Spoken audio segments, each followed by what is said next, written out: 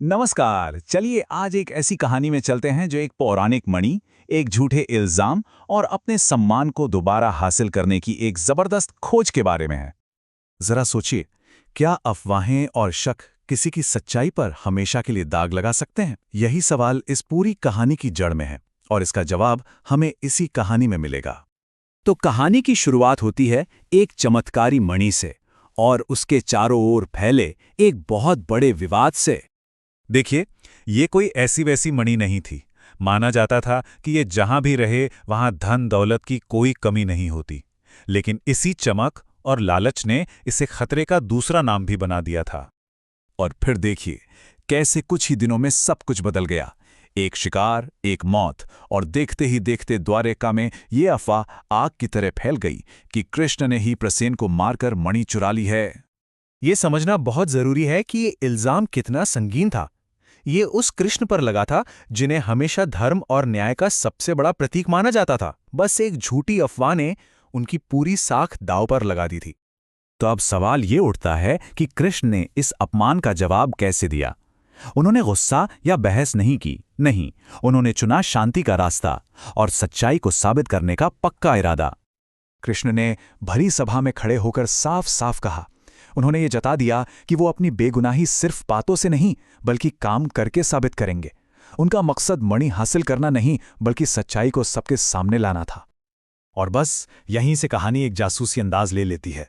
कृष्ण खुद सुरागों को जोड़ते हुए सच्चाई की तलाश में निकल पड़ते हैं।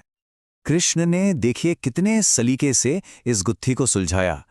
पहले प्रसेन के कदमों के निशान उन्हें एक शेर तक ले गए। पता चला कि प्रसेन को शेर ने मारा था, लेकिन जब वो शेर तक पहुंचे तो देखा कि शेर भी मारा जा चुका है और मणि का रास्ता एक अंधेरी गुफा की तरफ जा रहा था।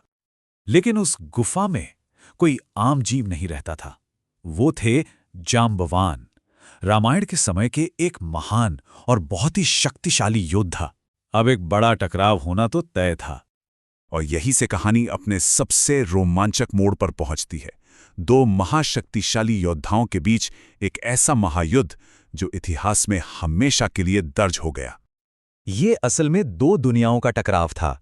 एक तरफ कृष्ण थे जो धर्म की रक्षा के लिए लड़ रहे थे, और दूसरी तरफ थे जांबवान जो उस मणि को अपनी चीज समझकर उसकी हिफाजत कर रहे थे। दोनों ही अपनी अपनी जगह पर अपराजयी थे। और ये कोई 1-2 घंटे की लड़ाई नहीं थी। नहीं, ये युद्ध उस गुफा के अंदर कई दिनों तक बिना रुके चलता रहा। ये दोनों की ताकत और सहन शक्ति की एक अविश्वसनीय परीक्षा थी। और फिर लड़ते लड़ते अचानक जांबवान को एक एहसास हुआ। उन्हें समझ आ गया कि वो किसी आम इंसान से नहीं बल्कि खुद भगवान विष्णु के अवतार से लड़ रहे हैं। जैसे ही उन्हें ये ज्ञान हुआ, उन्होंने हथियार डाल दिए और युद्ध खत्म हो गया। तो अब कहानी के आखिरी हिस्से में चलते हैं। जब कृष्ण लौटे तो वो सिर्फ अपना नाम साफ करने नहीं आए बल्कि दुनिया को एक बहुत बड़ा सबक सिखाने भी आए थे। जब कृष्ण मणि लेकर द्वारका लौटे और उसे सीधे राजा सत्राजित के सामने रख दिया तो पूरी सभा हैरान रह गई। कृष्ण की बेगुनाही साबित हो चुकी थी और सच सबके सामने था। और ये जो लम्हा है ना, ये कहानी का सबसे अहम हिस्सा है। सत्राजित ने शर्मिंदा होकर मणि कृष्ण को देनी चाहिए, लेकिन कृष्ण ने उसे लेने से मना कर दिया। इससे ये साफ हो गया कि उनकी ये पूरी खोज सम्मान और सच्चाई के लिए थी, किसी कीमती पत्थर के लिए नहीं। और सच कहें तो यही इस पूरी कहानी का निचोड़ है। एक कीमती चीज और एक इंसान के चरित्र की कीमत में क्या फर्क होता है, ये यहां साफ पता चलता है। तो आखिर में ये कहानी हमें सिखाती क्या है? यही कि कृष्ण के काम ने एक ऐसा उसूल बना दिया जो मणि से भी कहीं ज्यादा कीमती था। वो उसूल ये है कि असली दौलत तो सच्चाई और धर्म के रास्ते पर चलने में ही है। तो इसी सवाल के साथ आज की बात खत्म करते हैं।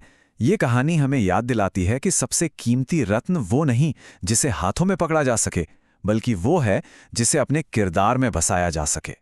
सोचने वाली बात है ना?